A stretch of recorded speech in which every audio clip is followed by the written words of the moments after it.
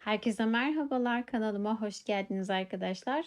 Hazır soğuklar geldi artık iyice. Karı da görmeden başımıza ısıtacak kolay bere çalışmalarıyla başlayalım. İster bayan isterseniz erkek beresi olarak uygulayabileceğiniz görüntüsü şiş gibi ama uygulaması tamamen tığla yapacağımız bir örnek olacak. Bunun için istediğiniz her kalınlıkta bir yün kullanabilirsiniz. Benim elimde Gazal Rock'n'Roll var. Bir bayan için uygulama yapacağım. Tığ olarak da bu örgü tekniğindeki kaydırma tekniğini kullanacağız. Kullanabildiğiniz en kalın tığı kullanmanızı tavsiye ediyorum. Benim elimde 5 numara yün tığım var arkadaşlar.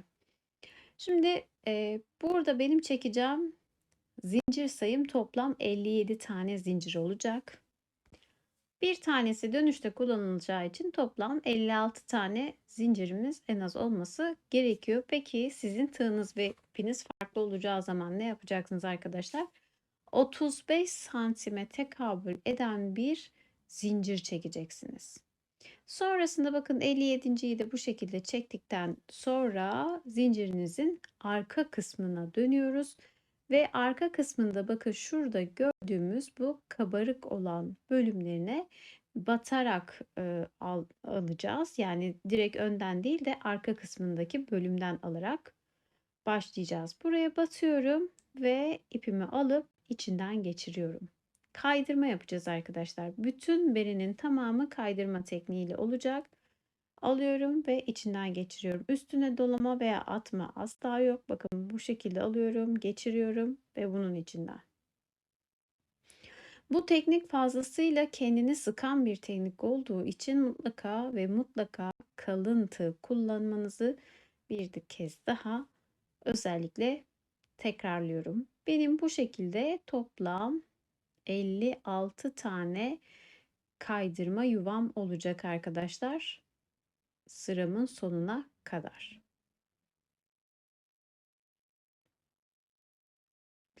Şimdi bu başladığımız nokta beremizin kulak kısmına gelen bölümü. En son buraya geldiğimdeki bitiş noktası da beremin tepesine gelecek olan kısmı olacak.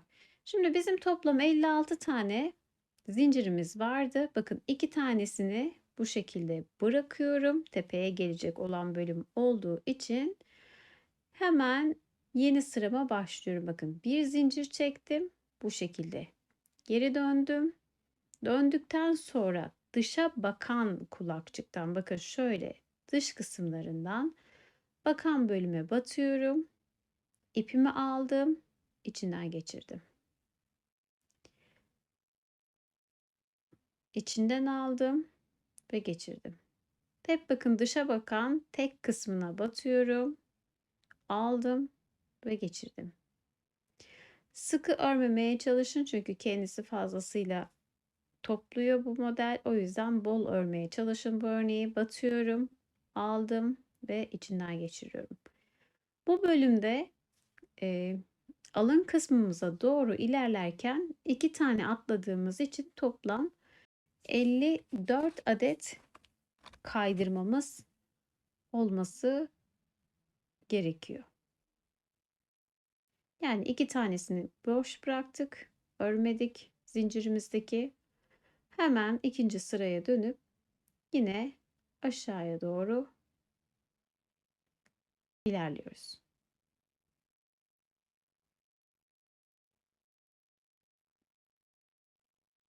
Aşağı kadar yine toplam 54 tane zincirimizi öreceğiz.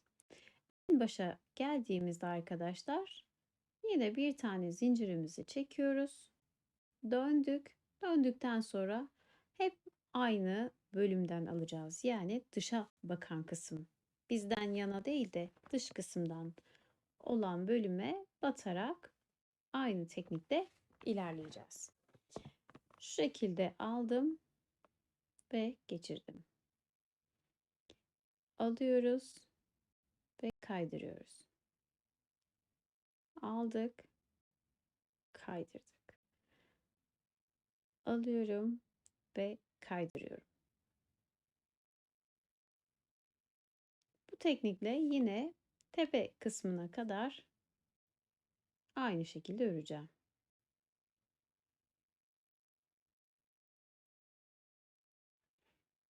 Toplam 56 zincir attık.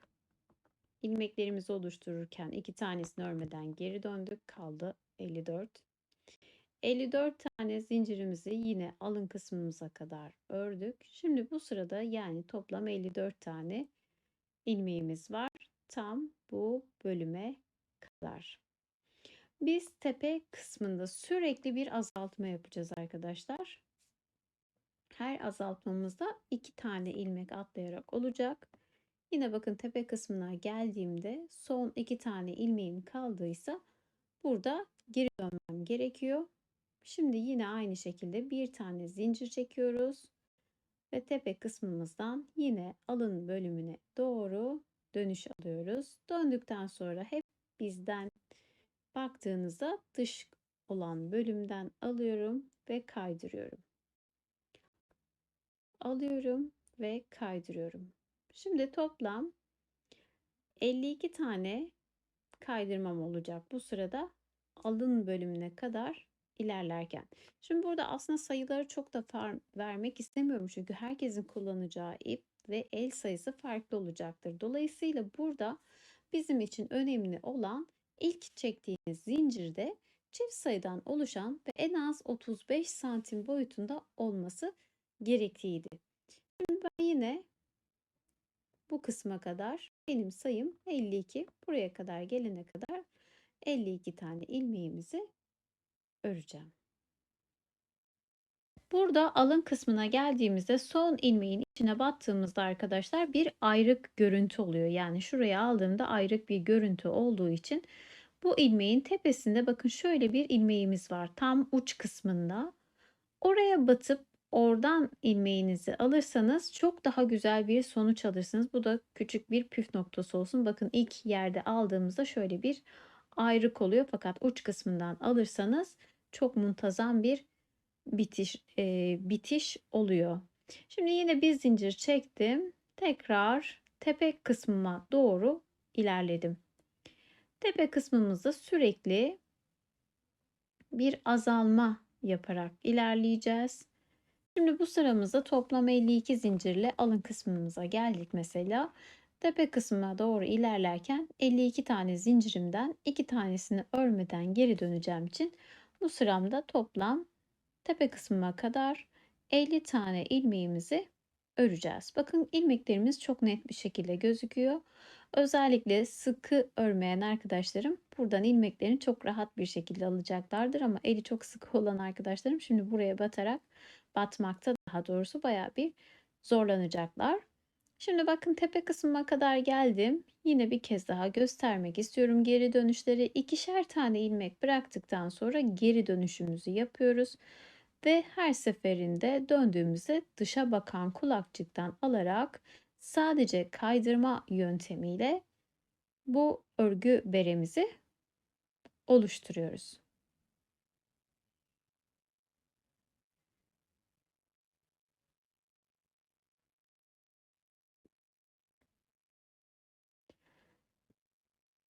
Bunu da alın bölümüne kadar aynı teknikte ilerleyelim. Şöyle bir santim ölçüsünü sizlere vermek istiyorum. Bakın şimdi bu işlemi toplam 3 defa yaptık. Biz bu işlemi toplam 7 kere yapmamız gerekiyor. 3 defa birlikte uyguladık. Benim 56 tane zincirim arkadaşlar sizlere çekmeden önce ölçtüğümde toplam 35 santim boyutundaydı. Hatta özellikle not aldım. Şimdi sizlerle birlikte şöyle 3 sıra ördüğümde boyutuna baktığımda toplam 33 santime düşmüş. Yani 2 santimim bu sırada gitmiş bile. Ben bu şekilde kulak kısmını daha doğrusu alın kısmını katlı kullanacağım için benim için önemli değil. Ne kadar uzun kalırsa o kadar bizim için e, daha güzel bir sonuç alacağız demektir. Şu kadar katladığımızda benim için 24 santim bu bere için yeterli bir sayı. O yüzden şu an gayet ideal bir şekilde ilerliyoruz. Bakın bu işlemi ben toplam 7 defa yaptım. Şöyle birlikte isterseniz sayalım. 1, 2, 3, 4, 5, 6 ve 7. 7. de uç kısmıma kadar gittim. Alın kısmıma kadar yani. Şimdi buradan tepe bölümüme kadar tam şuraya kadar öreceğim. Yine aynı teknikle. Ondan sonra ilk bölümü tamamlayacağız. Bakın bu şekilde ilk biten noktanıza iyice yaklaşalım. Bu sırada artık tepe kısmına doğru bu kademe kademe azaldığımız yeri nasıl öreceğimizi göstereceğim. Burada yanınıza ince bir yardımcı olsun diye bir tığ alabilirsiniz arkadaşlar. Öncelikle ilk 2 tane ilmeğimize geliyorum. Birincisini kaydırdım. Şöyle ikincisini yine kaydıracağım ama sıkı bir ilmek olduğu için geri dönüşlerde böyle yardımcı olsun diye ince bir tığ alıyorum. Hafif onu düzeltiyorum. Şimdi daha kolay batabileceğim için o noktaya batıyorum arkadaşlar. Yani 2 tane ilmeğimizi örüyoruz. Şimdi bir alta geçmek için bu son ördüğüm ilmeğin ucunda bakın tam şurada bir hafif bir işaretleyici de koyuyorum nerede olduğuna dair. Siz de koyabilirsiniz. Bakın şurada bir bölüm var. Görebiliyor musunuz bilmiyorum. Bakın tam şurada. Diğer en başta ilmeğin alın kısmında aldığımız bölüm gibi. Öncelikle buraya bir kez batıyorum. Yine burada bıraktığım ilk ilmeği alıyorum. Bunların üçünün içinden bir seferde geçiyorum. Yine bakın buradaki ilmeğimi aldım. Bir sonraki alt kademeye geçmek için bu ilmeğin yani şuradaki ilmeğin şurada ucunda bir kabarık bölümü var. Şurası. Orayı hafif açtırıyorum elimle. Tığımı oraya koyuyorum. Sonra bu ilk ilmeği alıyorum. Üçünün içinden geçiriyorum. Yine bir sonraki.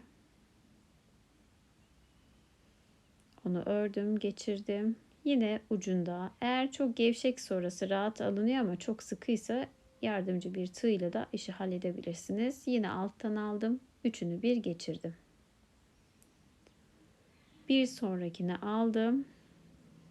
Uç bölümüne battım. Yine şuradaki bakın ilk ilmeği alıyorum. Üçünün içinden geçiriyorum. Yine bir sonraki. Tekrar ucundan. Toplam 7 defa bu kaydırmayı yaptığımız için 14 tane ilmeğimizi eksiltmiştik arkadaşlar. Buradan da yine aynı şekilde 14 tane ilmeğimizi bu şekilde oluşturuyoruz. Yine tepeye, ucuna,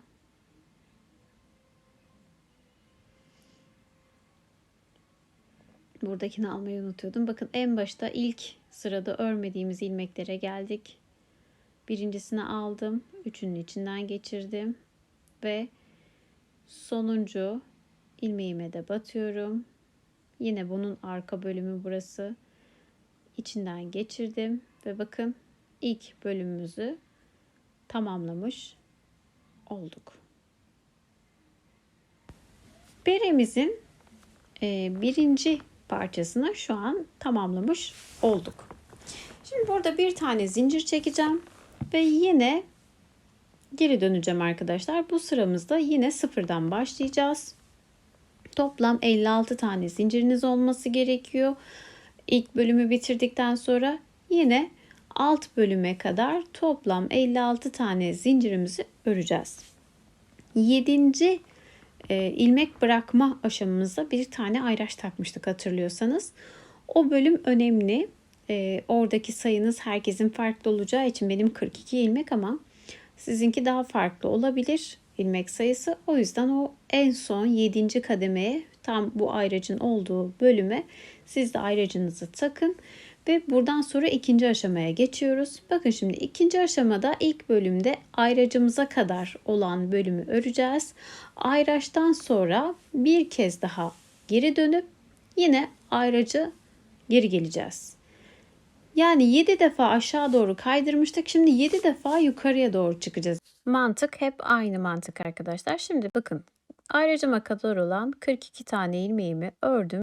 gittim, geldim ve tepe kısma doğru ilerlerken 42 adet ilmeğimi bu şekilde örüyorum.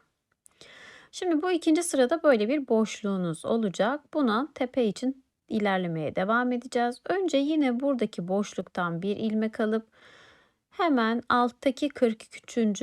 ilmeğimizi alıyoruz ve bir üstten bir tane daha alıyoruz. Nasıl 2 2 bırakmıştık ya arkadaşlar ilk bölümde. Şimdi 2 2 tepeye doğru tırmanacağız. 2 ilmek aldım, bir zincir çektim ve yine geri dönüyorum. Yani alın bölümüne kadar burada toplam 44 tane ilmeğim var benim sayıma göre. Yine onu öreceğim. Aşağı örüp yine tepeye doğru geldiğimizde buradaki bir kademeyi daha göstermek istiyorum. Bakın geldiğinizde bu şekilde bir görüntünüz olacak. Yine bunu sonuna kadar örüyoruz. Yani toplam 44 tane ilmek örmüş olduk. Şimdi burada önce bir uç noktadan ilmek alıyoruz. Batması zor olursa ince bir tığ da kullanabilirsiniz. Şimdi burada 44 tane ilmeğim vardı. Bakın 45.'sini alıyorum. Üçünün içinden geçirdim ve 46. 2 tane alıp yine ne yapıyoruz arkadaşlar bakın. Bir zincir çekiyorum ve geri dönüyorum. Hep aynı teknik. Önce kademe kademe aşağı indik. Şimdi kademe kademe tepeye doğru tırmanıyoruz.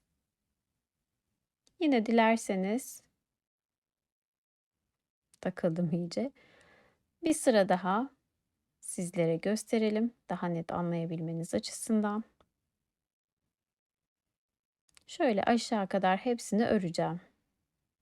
Tekrar tepeye doğru çıkarken aynı şekilde toplayacağız. Evet bakın yine geldim. Sonuna kadar hepsini örüyorsunuz. Tepeye doğru ilerlerken önce uçtan şuradan bir parça alıyoruz arkadaşlar. Sonra bakın bir sonraki ilmeği üçünü birlikte geçirdim ve bir sonrakini. Yine 2 ilmek almış oldum buradan. Ve şöyle bir görüntünüz olacak.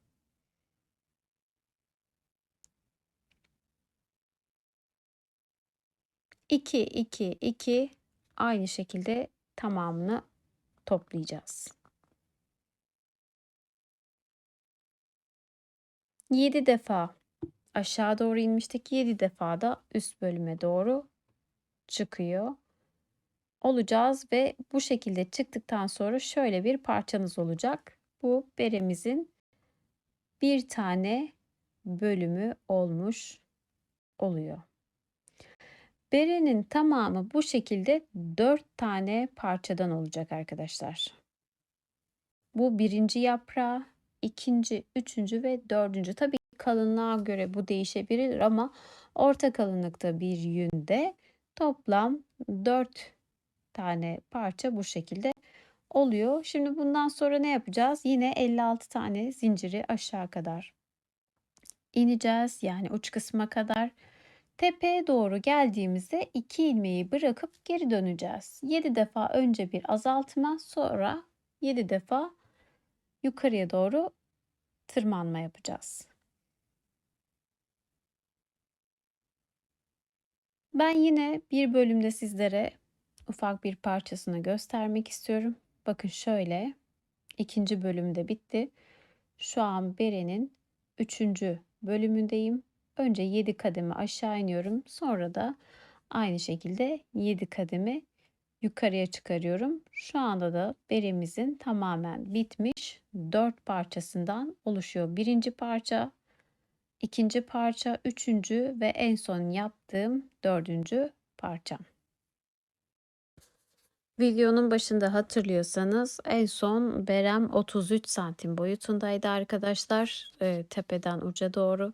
İsterseniz şu an birlikte ölçelim. Bakın tepe kısmından bu bölüme kadar ölçtüğümde toplam 26 santime kadar düşmüş. Dediğim gibi bu teknik kendini çok fazla topluyor. O yüzden mutlaka kalın tığ kullanın, sıkı örmemeye çalışın. Şöyle enlemesine de bir verecek olursak esnetmediğim halde 41 santim boyunda yetişkin bir baş çevresi için esnemeden koyuyoruz arkadaşlar bunu. Esnediğinde 50-54 santime kadar çıkıyor. Bundan sonra artık beremizi dikmeye başlayacağız. Özellikle sizlere demiştim ki beremizin başlangıcında alttan alarak başladığınızda dikişte çok büyük bir kolaylık sağlıyor.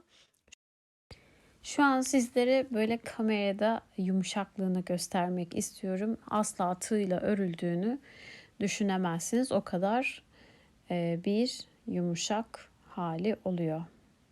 Bakın başlangıcı ve bitişi ikisi de aynı şekilde duruyor.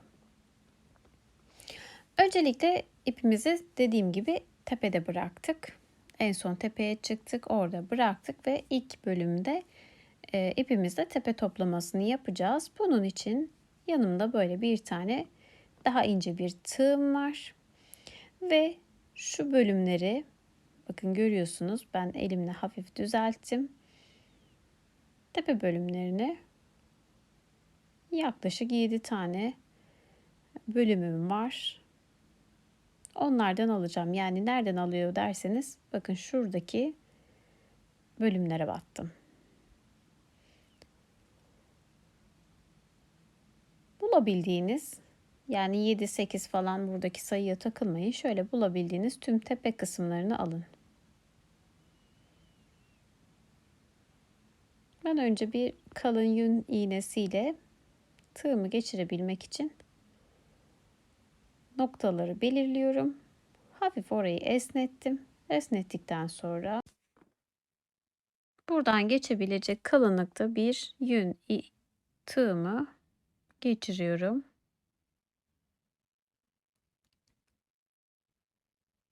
İpim de zaten bu yönde. Buradan ipimi alacağım.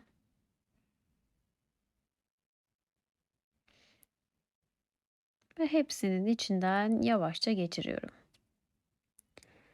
Yani arkadaşlar zaten 7 noktadan tutturduğunuzda tepe tamamen toplanmış oluyor. Yani düşün, o kadar ince bir tepe kısmı var. Bir tane de zincir çekip oraya sıkıca sabitliyorum ve tepemizi bu kadar basit bir şekilde toplamış oluyorum. Sonrasında beremizin hangi yönünü kullanacaksanız ters kısmından dikmeye başlayacağız. Ben de şu şekilde tersini katladım. Çünkü düzü tersi aynı. Pek bir yön şeyi yok. İki tarafı da aynı oluyor. Ama siz kullanacağınız kısmın size bakan bölümü ters olması gerekiyor arkadaşlar. Tersini de aldıktan sonra bakın şöyle karşılıklı iki tarafta da bu şekilde zincirlerimiz var. Şimdi bu zincirleri nereden alacağız? Bakın bu zincirin bana bakan kısmıyla yine karşıdakinin dışa bakan kısımları. İki tarafında dış kısmından alacağız. Bakın bu bana bakan bölümü. Buradaki de dışa bakan bölümü. Yani içeride iki tane yan yana tam ortada sabit kalması gerekiyor. İkisini de aldıktan sonra yine aynı kaydırmayla dikiyorum. Bakın benim taraf ve en dışa bakan kısmı. İkisini aldım, kaydırdım. Burayı da sıkmayın arkadaşlar. Gevşek örebildiğiniz kadar gevşek örün. Bakın alıyorum ve geçiriyorum. Bana bakan bölümü, en dışa bakan bölümü, ikisinin de dış bölümlerinden alıyoruz. Ortada birbirine yapışık olan yerleri bırakıyoruz. Dikişini de bu şekilde yapacağız arkadaşlar. Gerçekten görüntüsü dikişsiz bir bere gibi oluyor. Bu arada ayraçlarla da bu şekilde koyun ki hepsi karşılıklı birbirine denk gelsin. Ben de özellikle onları sabitledim birbirlerine karşı ve o şekilde yapıyorum. Bakın tersinden şöyle bir dikiş görüntüsü oluyor. Çok hafif bir kabarık görüntüsü oluyor. Fakat diğer taraftan baktığınızda gerçekten muntazam bir sonuç oluyor. Bakın bu şekilde. Burası dikiş bölümümüz. Bu modelin orijinalini ben yabancı bir sitede görmüştüm gerçekten arkadaşlar ve fiyatı €250 civarı bir fiyattı. Bu birinin özellikle tepe kısmına bayılıyorum. Çok güzel bir kafaya oturuşu var. Çok yumuşak, asla sivri durmayan. O yüzden mutlaka çalışmanızı isterim. Özellikle genç kızlarımız son zamanlarda sade modellere bayılıyorlar. Zaten yumuşaklığını bir elleseniz asla tığ örgüsü diyemezsiniz ki görüntüsü de zaten düz örgüye benziyor. Yani şişle çalışılıyor. Baştaki söylediğim püf noktalarına dikkat edin arkadaşlar. Dikkat ederseniz çok kolaylıkla bu örneği çalışabilirsiniz ki bakın daha öncesinde ben bu modeli de çalıştım ama bu çok ara bir ölçüde kaldı. O yüzden nokta atışı bir ölçü santimi veremem. Siz de yapamazsınız eminim. Çünkü çok fazla kendini toplayan bir model. O yüzden atabildiğiniz kadar zincirinizi fazla atın. Zaten fazla kalanı mavide yaptığım gibi katlayarak kullanırsınız. Sizin katlamanız daha uzun olur, daha kısa olur. Ama katlamalı kullanım çok daha güzel bir sonuç veriyor. Umarım sizler de beğenir ve uygularsınız. Yine sormak istediğiniz sorularınız varsa yorumlardan bana ulaşabilirsiniz. Bir sonraki örnek videomuzda görüşmek üzere. Hoşça kalın, sağlıkla kalın. Kanalıma abone olup yorum yapmayı ve beğenmeyi lütfen unutmayın. Hoşça kalın.